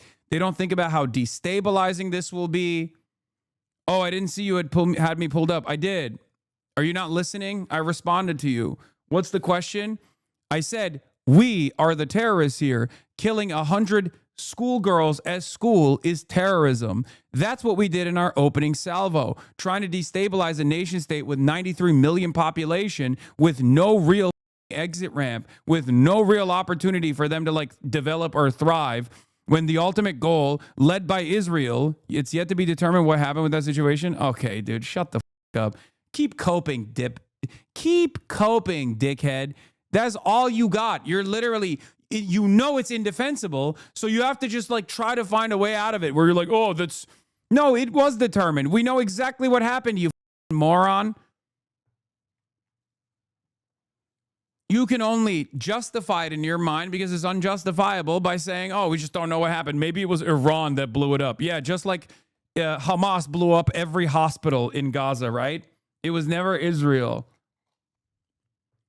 If it wasn't 3+ years of solid Hasbara at this point that no one literally believes unless they have Israel's dick lodged so far up their asses that it's basically poking out of their mouths. You know, with the exception of people like that, most people see that and go, oh, here we go. Here we go. Israel at it again. Yeah, it's so crazy. Wherever Israel decides to strike, the foreign entity that they're destroying happens to always kill their own children. It's so weird. Bro is begging Bibi to finish inside. Him and Trump both. Him and Trump both. But that's how the MAGA guys are. They literally see their dear leader eat Israel's dick every day for lunch and dinner, skipping breakfast, and they go, well, I must eat this dick as well. Yeah, there's a reason why both liberals and Republicans in the MAGA base want to fight back against this is Israel's war narrative, because it's not narrative, it's reality. But the reason why is because it makes it insanely indefensible. It makes it even less defensible than American imperialism, like regular American imperialism, which is indefensible all on its own. But it makes it not only indefensible, but unpopular in the eyes of the average hog. It's kind of stunning to see a major New York Times article clearly vindicating the Mersheimer, Stephen Walt view of U.S. Middle Eastern policy. Edward Wong, the definitive story of how Trump took an almost inevitable path to a new U.S. war in the Middle East. Netanyahu repeatedly urged him to attack Iran with Israel, and no aides voiced opposition. Netanyahu also undermined diplomacy. Regime change became the goal, except regime change is not the goal either. IDF is currently bombing Evin prison and the TV station again. Oh, here we go.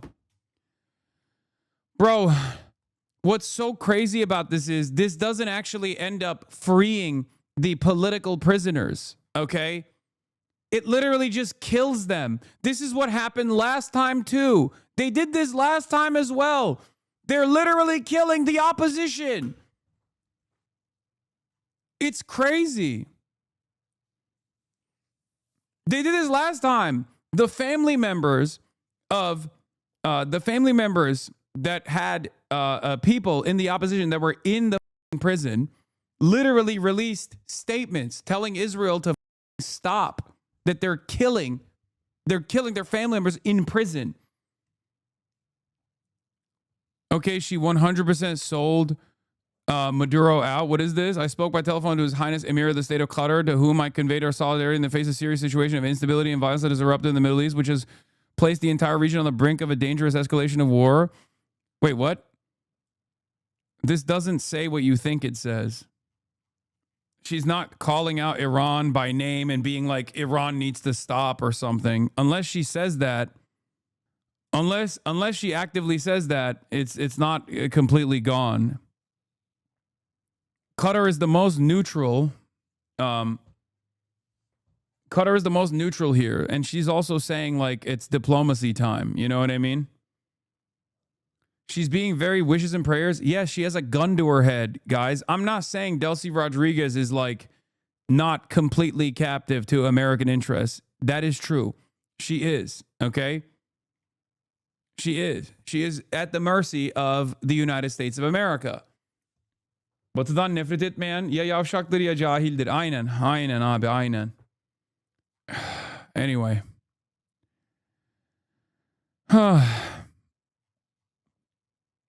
Pretty crazy that Democrats spent years trying to claim that Trump was controlled by Russia when there's like 100 times more evidence that Trump was controlled by Israel. Then again, that kind of opens up the Pandora's box of talking about AIPAC. Yep. Wonder why.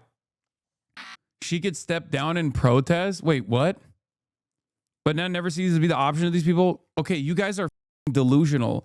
You live in La La Land. What do you mean? She steps down and protests and then what? They're making a calculation that they don't want what's happening to Iran to happen to their country. These people, at the end of the day, still care about the sovereignty of their states, but more so care about their populations, okay? No matter how despotic they might be, no matter how tyrannical they might be presented as in Western news, they do care about their people. What are you supposed to do when you have a gun to your head and the alternative is America comes in and just nukes your country? Tucker Carlson also came out. Let's take a look at what he had to say. Now, that wasn't a risk from the Israeli. Now, that wasn't a risk from the Israeli standpoint. That was the point. That was the point. They wanted to diminish the Gulf, and in 2 days they have. And I think anyone who likes decency and order and cleanliness is hoping that the Gulf will recover. The Gulf is not a threat to us.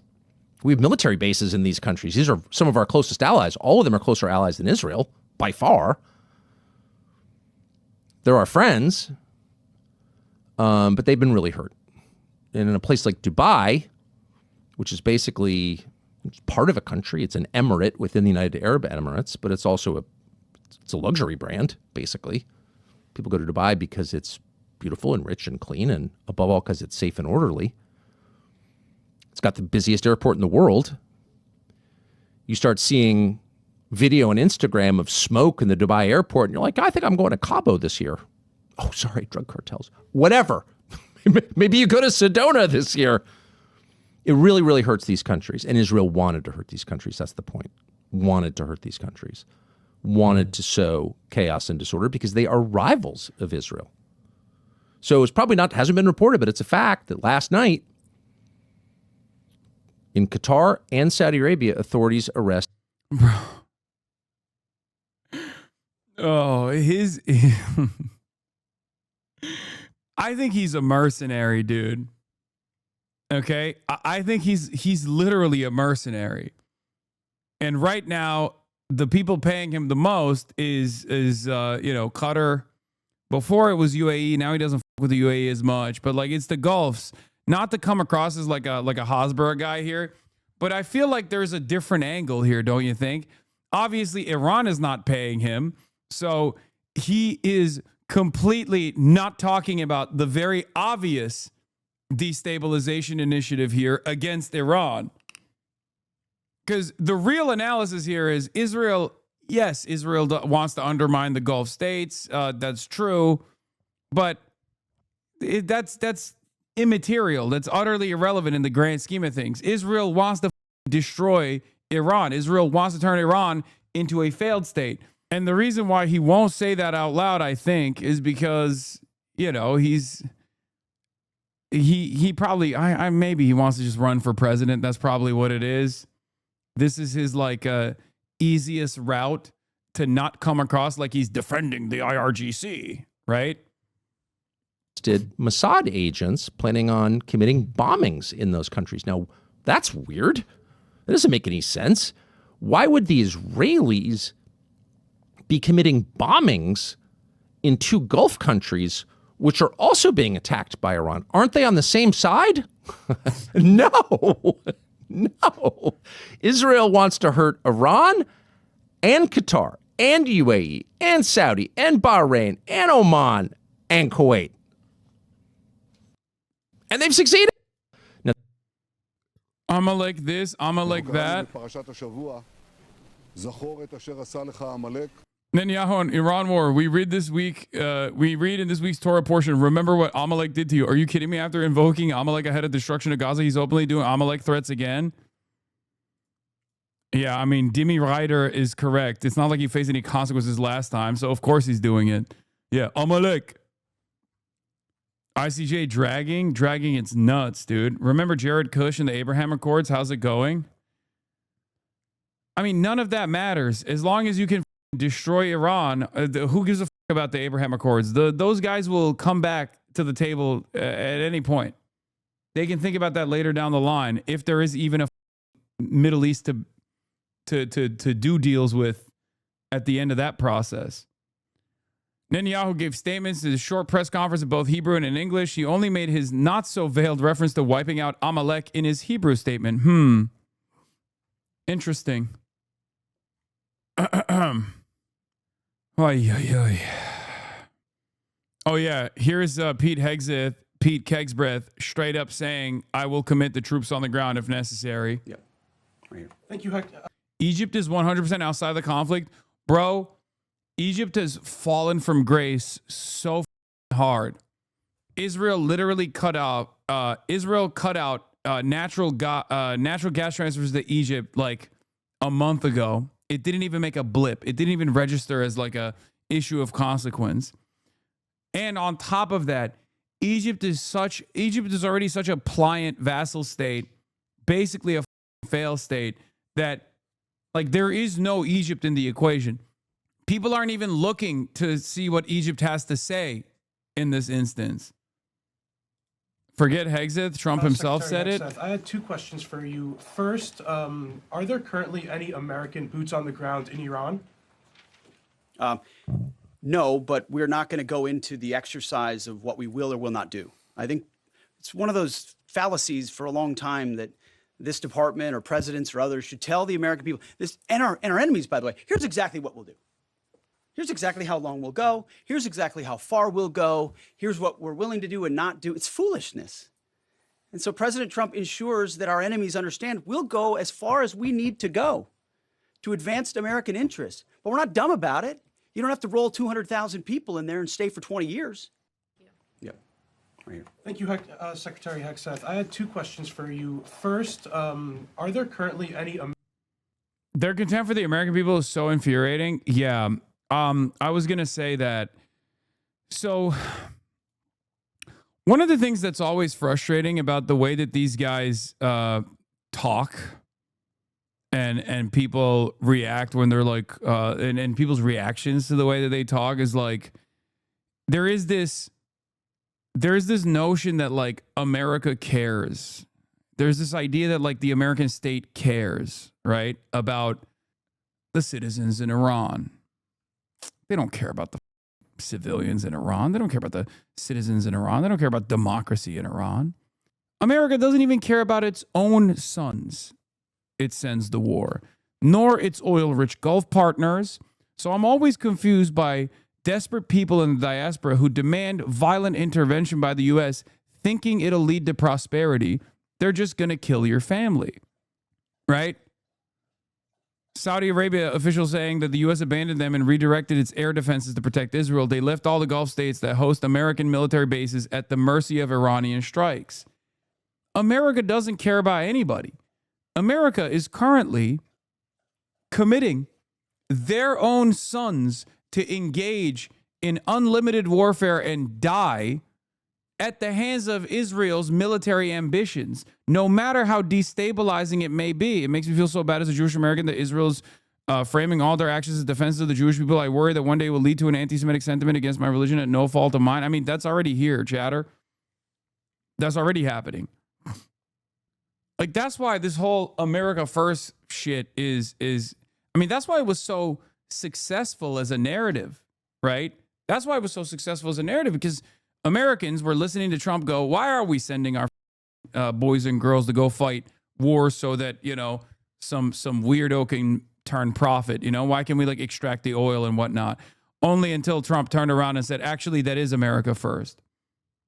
What's insane is that 2 million wars later and you still have to repeat that basic fact. I know. And I'll still repeat it. I will never get tired of repeating it. But yeah, Iranian sources say some buildings and hotels hidden in the Gulf were housing Israeli or U.S. personnel or intelligence operations. That Iran pinpointed the locations has really caught the Americans and Israelis off guard. People said this was propaganda. This was Iranian propaganda. And then guess what? The American government confirmed it. Through diplomatic cables, the American government confirmed that Iran actually had successfully struck American assets, defense contractors. Do you think they'll attack Incirlik? I don't know. Iran is pretty crazy and they want the smoke. I just don't know if they want that kind of smoke, because then it's like NATO. Scoop. U.S. is stonewalling requests by some Gulf states who came under attack from Iran to replenish air defense interceptors, Western officials and former U.S. official tell me. We have shot several years' worth of production in the last few days. Also, we obviously have a higher priority here, which is our commitment to defending the nation state of Israel. Okay?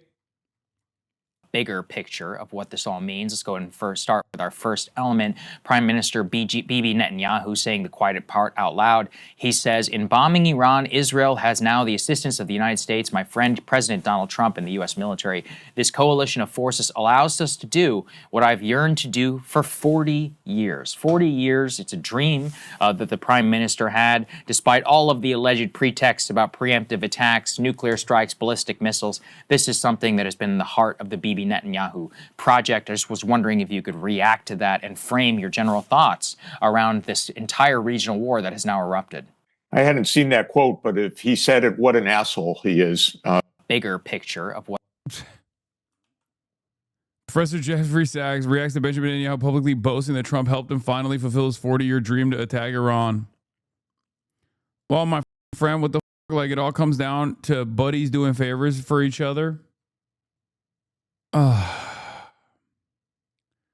State Department is urging citizens to leave the Middle East ASAP. Breaking, the U.S. State Department urges Americans to depart now via commercial means due to serious safety risks. Countries listed: Bahrain, Egypt, Iran, Iraq, Israel, West Bank and Gaza, Jordan, Kuwait, Lebanon, Oman, Qatar, Saudi Arabia, Syria, United Arab Emirates, and Yemen. Jeffrey Sachs giving his hour-long analysis on how the U.S. undermined and collapsed Russia after the fall of the USSR is a video you would love to watch. Yeah, Jeffrey Sachs, Mersheimer. These guys are the most vindicated figures, just like I almost said Noam Chomsky. Norm Finkelstein, another figure that was instantly vindicated post October 7. These guys have been getting yelled at nonstop. And when people yell at me, they're basically yelling at a watered down version of their analysis as well. Of course, much easier to yell at me because I can be presented as a dumb himbo and don't have the same long-standing like academic pedigree and also personal involvement as well. I don't have the yips with respect to boots on the ground, exclusive to the New York Post, by the way. I don't have the yips with respect to boots on the ground like every president says. There will be no boots on the ground. There will be no boots on the ground. I don't say it, Trump tells the New York Post. He's telling the New York Post he doesn't have the yips. He will put boots on the ground if he chooses to, if he sees it to be the appropriate measure. Prepare to die for Israel, everybody. That's so funny that you guys just sent me the Ken Klippenstein article because he just sent it to me as well via text. Why we struck Iran, the machine that all but made the decision itself. We attacked Iran because the target was simply too tempting to pass up, military sources tell me. No consideration was given to what, the so what, or the then what. I'm also told the high-value targets were just too valuable. The Ayatollah Chief of Staff of the Army Minister of Defense, at least 40 senior officials in the total were killed. Trump approved what was all but impossible not to approve. The president is captive to an intelligence machine built over decades that now produces kill packages so clean and seductive that it practically runs itself. As the Pentagon bluntly put it, a large-scale U.S. strike cut off the head of the snake, summarizing its view of a crisp decapitation operation. Trump gets away with all of this by pretending we're not really at war, a falsehood which Congress is happy to play along. Asked if the U.S. is at war with Iran, Senator Lindsey Graham told to Meet the Press, I don't know if this is technically a war. Absurd as that sounds, Democratic leaders are adopting the same framing Senator Chuck Schumer says the strikes are risking wider conflict, as if this already hasn't done that. Representative Hakeem Jeffrey says the operation has brought us to the brink of possible war, as if this isn't already war. If killing a 36-year-long head of state and his deputies isn't war, what is? The United States is at war with Iran, pure and simple. We have been for decades. We supported Iraq in its war against Iran. We've conducted special operations inside Iran. We've shot at Iranian coastal installations and sunk Iranian ships. We've undertaken constant covert operations in the shadows, from actual sabotage to planning cyber viruses. We shot down an Iranian civilian airliner, attacked targets on land, and conducted thousands of strikes against Iranian proxies in multiple countries from Yemen to Lebanon.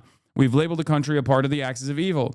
We killed Quds Force head Qasem Soleimani in an aerial assassination and bombed Iranian nuclear-related sites. We've thwarted Iranian attacks on Israel and others, maintained a tripwire ground force in Kuwait, and hardened installations in the region. From Jimmy Carter to Donald Trump, through Republican and Democratic administrations, the United States has frozen countless billions in Iranian assets, sanctioned Iranian companies, cut off Iran from the world banking system, banned Iranian oil imports and exports, and penalized non-U.S. companies investing in the country. We have designated the nation, Iranian organizations, and Iranian individuals as state sponsors of terrorism and foreign terrorist organizations. Add to this history that today the American military machine continues to do its thing.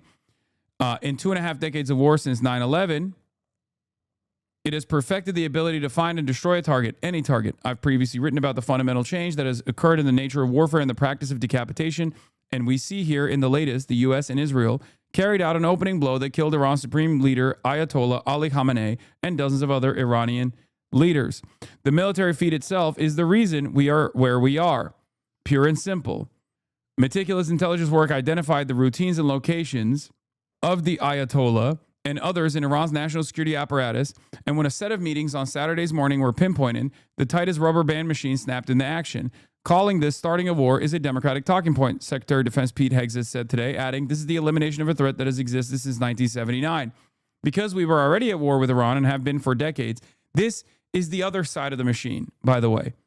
It is Israel's urging, but the other side of the machine is the American appetite for more and more actions like this that is developed for decades prior to Donald Trump, right?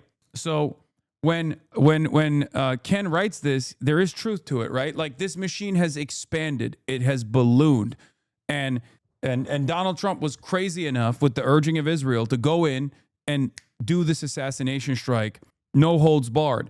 And I think a big transition from the previous neocon iteration of like going in and doing like a 20-year project of developing a puppet state and taking complete control over the country changed after Libya. Libya was seen by the military industrial complex as a massive success. Very low, like no assets were harmed in the process, and very little commitments as far as like staying behind and trying to figure out what takes place in the country. Okay? We collapsed the state, we destroyed the nation, and we off, right? And we left our, paramilitary groups on the ground that we're aligned with or work with from time to time, ISIS style, Salafist groups. And then we let other regional partners like Turkey take control over the country. The difference here is Iran is not Libya, okay?